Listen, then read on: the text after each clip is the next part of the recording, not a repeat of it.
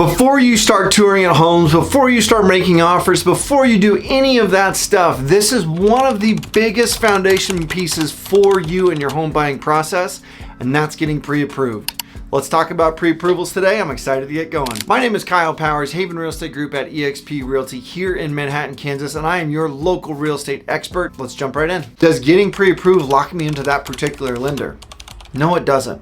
I have clients all the time come in. They come in with a Veterans United or a Navy Federal or whatever the big guys, the Wells Fargos and all that stuff. This is where I get it very important, where it's like, okay, great. This is fantastic. Somebody's looked. We at least got a pre-approval. We can start looking.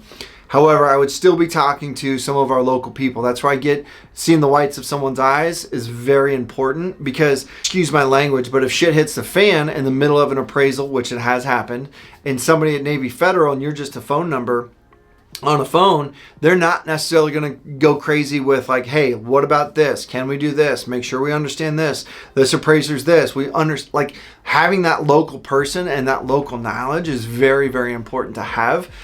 So you're not locked into that particular lender until you go under contract. Then at that point in time, I don't ever recommend changing lenders because that typically extends the process, not making us being able to not hit our closing dates and things that way. Then it gets really messy if we go past closings.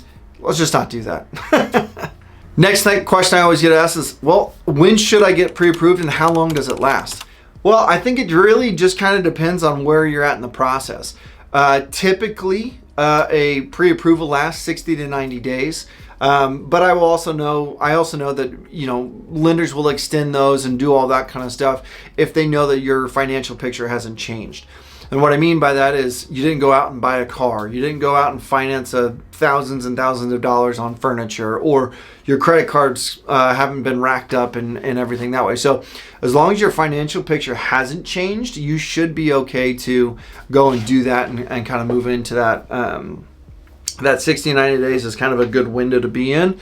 But also, you're going to need that before we actually start physically looking at houses. Just again, it gives us that very clear picture. So long story long, 60 to 90 days is what I would recommend as far as the kind of the timeline that they last. So the next one is, well, I'm self-employed, so what do I do with that one? Well, obviously there's a lot more documentation that comes with that.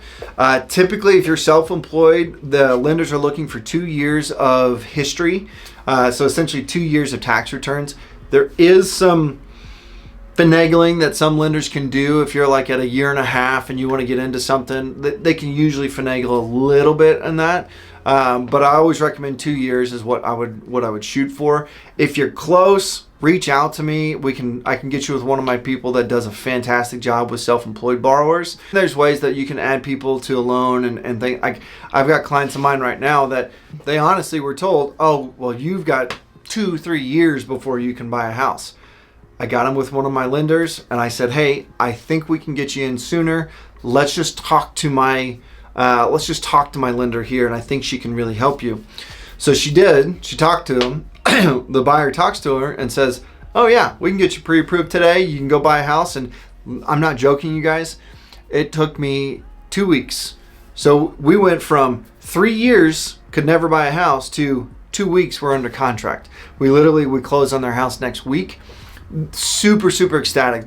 She runs a daycare, so she writes off. Like, it's just the way that worked is just like, those are the stories that I love to hear, because people are thinking, I'm years away from buying a house, to no, you're good. We can do this today. You should have seen it. It was such a heartwarming feeling of just being like, no, this is your home. You can be here and you can own this place instead of doing it that way.